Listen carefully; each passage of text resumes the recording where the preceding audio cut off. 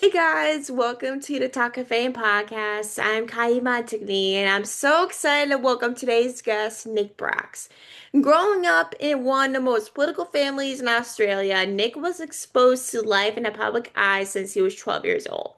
Struggling to cope with depression and anxiety through substance abuse, Nick first gained his own notoriety in his early 20s through a publicity documented car crash and nearly killed himself and his best friend. The drunk driving incident became a catalyst for Nick to turn his life around, exposing his mental health issues and allowing him to get the help he desperately needed. The media attention he gained after the crash led to modeling career. It was an invitation to participate as a contestant on Dancing with the Stars.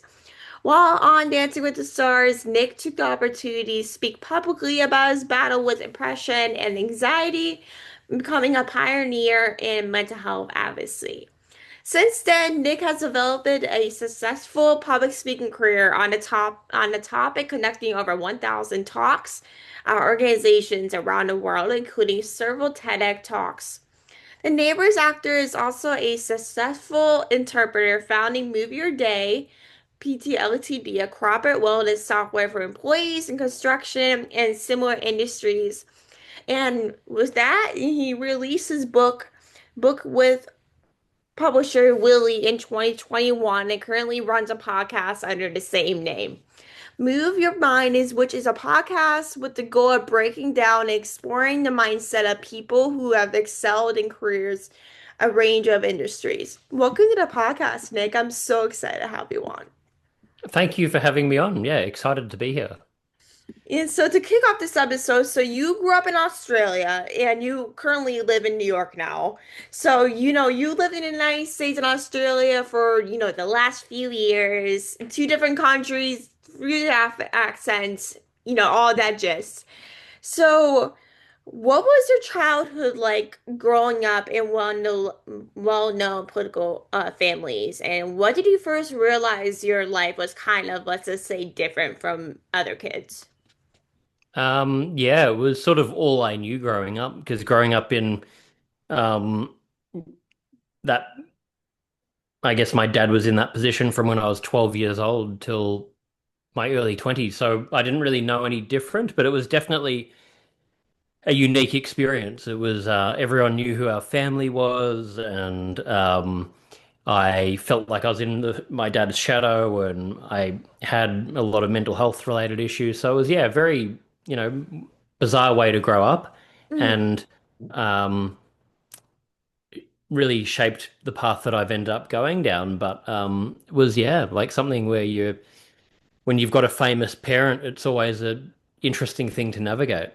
No, I can definitely see that. Like, what was he exactly like in a political field? So he was the equivalent of, he was Premier of Victoria. So it's like the state that I grew up in, which Mhm. Melbourne's the main city. So that's the equivalent of being like governor of New York. So, quite a prominent position. Well, that's not bad. Like, how long was he it for? I know you kind of mentioned that earlier, but he was like most of your childhood, basically, starting at 12. Yeah, he was there for 8 years. So from when I was 12 until 20. Oh, that's crazy. Like, Yeah. how did it kind of shape you into like how you were today? Because I know through that time, and I'm sure like, growing up with a celebrity or so parent, it's kind of like you never know who you could actually trust or like who are people gonna say if you know like if they know like who your dad or mother was or whoever you're related to. Like, what was kind of that like? Yeah, it was a weird way to grow up, and everyone knows who your dad is. So I felt like I constantly wanted to prove that I was my own person. And, you get known as being the son or daughter of this well-known person. So it made it feel like I needed to prove myself and needed to do something big myself so that I could be known as Nick, not just the son of, Steve Bracks. So, yeah, it was a difficult, confusing thing. I mean, a lot of really positive things and have great parents, but it was definitely a confusing way to grow up and led to me early on. I was trying to get as much attention as I could. I was doing modeling work on reality shows. I ended up having quite a big profile in Australia, but I really wanted, validation for the wrong reasons because I felt like if I can get more validation, then people will see that I'm worthy and I'm enough and I'm, this, that, the other. And it was definitely, yeah, a Like difficult that's thing. something that I struggle with too, because I am like I know it's different from parents and siblings, but I grew up kind of like in a similar like situation. Like me and my brother are a year apart. So I kind of grew up like in that similar situation where I'm always like looking for what's to say validation of kind of like, okay, like people know him or people know me as so and so's daughter per se or so and so's little sister, you know? So it's Mm. kind of like it's very hard because like you're really as you know for that, it's very hard because you never know like, okay, like what did he think of me? Did he think of me as so and so's family member and they might not like you just because of being related to that person. And I know it's probably much harder with being in politics than most places, but it feels like growing up, I was a lot of seeking validation and trying to do things so at least people would at least like pay attention to me for at least a few seconds. Yeah. Well, everything's hard in different ways. So I think that's the thing. It's all very universal, isn't it? That we grow up and whether it's a parent, a sibling, a friend, a lot of the time we can feel like we're in the shadow of someone Mhm. and we want to feel like we're, discover our own identity, feel like we bring our own unique value to the world. And how do we find that? How do we discover that? How do we nurture that? And I think it's why it's really important that we talk about that, we educate people, people have mentors and support. And, you can realize that there's many, many ways to go about life and there's not a right or wrong. There's only about finding what's the best thing for you, like because everyone has different talents, different interests, and it's really, I believe like about trying and exploring things and finding what, what's the best path for you. I know. Like it's like with growing up with that, it can cause a lot of mental health struggles because you never know like what you like experience because if you grew up in a situation where a lot of people know who you're related to, doesn't matter like the relation or whatever, but it's kind of like not knowing the people you can actually trust. Like for me, I don't know how it is about you, but for me, I have a hard time trusting people just because like I'm like I don't know if they're using me for a family member or someone I know. Like it's kind of hard just trying to at least find people actually to trust, to find in that situation. And it can be very hard. And it's like, and for me, it led to seeking a lot of validation. And I still deal with that now, to be honest, but it's kind of like, as you grow older and you realize like okay like my dad or mom do this occupation like you can't control that, it's their life, they can do whatever they want, but at the same time you're like you become more realized like okay this is what my parents do, it kind of shapes on who you are as a person, but at the same time you're just like you have to kind of sort of live with it. Yeah, exactly. What do your parents do? So my mom is working in sales. So she works for a company in sales, and my dad's a pharmaceutical rep. Oh, nice. Yeah, that's Like, great. what did your mom do? I know like your dad, he was in like the politics area in Australia, but what did your mom do? My mum was a teacher and then she started a charity. Oh, nice. Like, did it? Yeah. Like, did she start with Mhm. your father, or it was it just her? Just her. Yeah. What is it about? I'm curious now.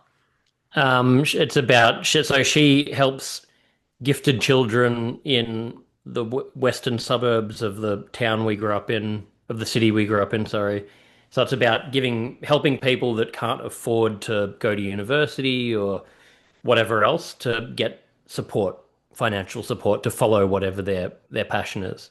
Oh, that's amazing. Like, I have to Yeah. check it out now because that sounds amazing. Because like it's like I don't know what the situation is like in Australia compared to, the US colleges, but now it's like it's so hard to pay for college. I'm a sophomore in college or going to be. So it's like for me personally speaking, it's like no matter what college you choose, you're always going to be in debt or have like a hard time affording Yeah. it. That's hard. Yeah, exactly. I think it's not as expensive in Australia, but still it can be it adds up. Yeah, so it's tough, you know. It's like I think education should be free because it's kind of like pretty hard, you know. You're getting people starting off behind. Like you're trying to educate yourself to get ahead in the world and then you go into debt and then you got to pay the debt off and yeah, I think education should be available to everyone.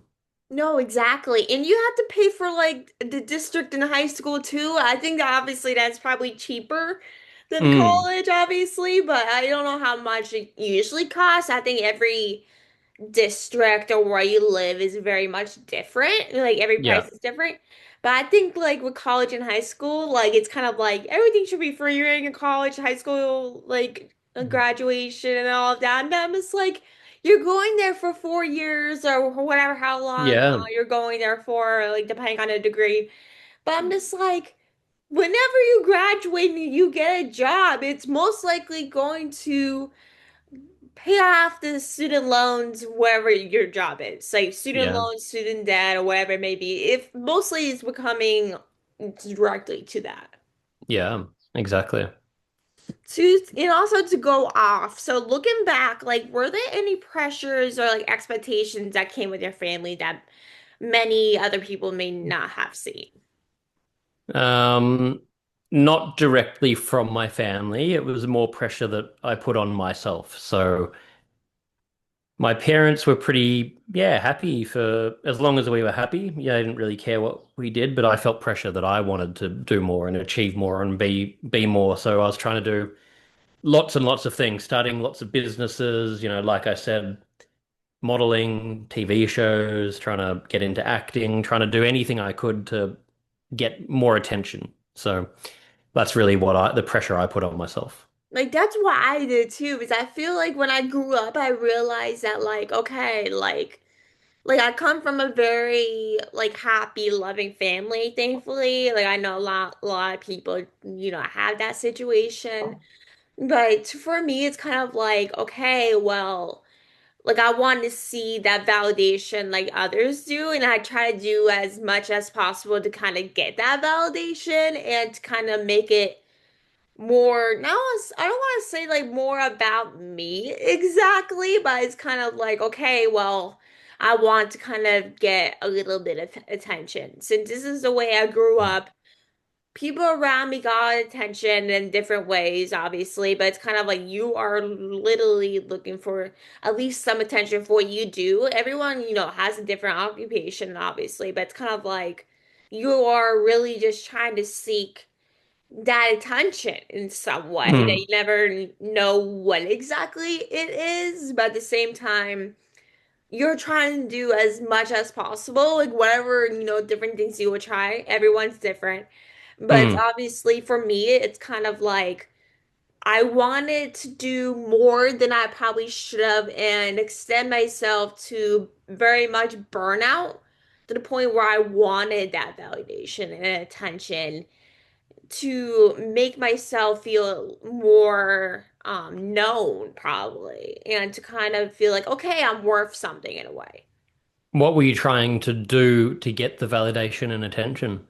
I was probably I think like first of all, I feel like I was more so doing a lot of, podcasting and doing a lot of volunteer work. And like early on, I was like kind of like overextending myself with obviously school. I was a high school student when I started all of this. And then I was Mm. doing a lot of volunteer work in the area. So that was kind of a lot in like my local community. And then I was podcasting a lot. Like I was very much like doing multiple interviews a day to the point where I was probably doing I'll say I think like three a day or something like that. Oh Like my it kind of God. depends on a day, like if I have school stuff or whatever. But I think I would sometimes do like three interviews a day at most, and just kind Yeah. of How waking many up were you at dawn. releasing? Huh?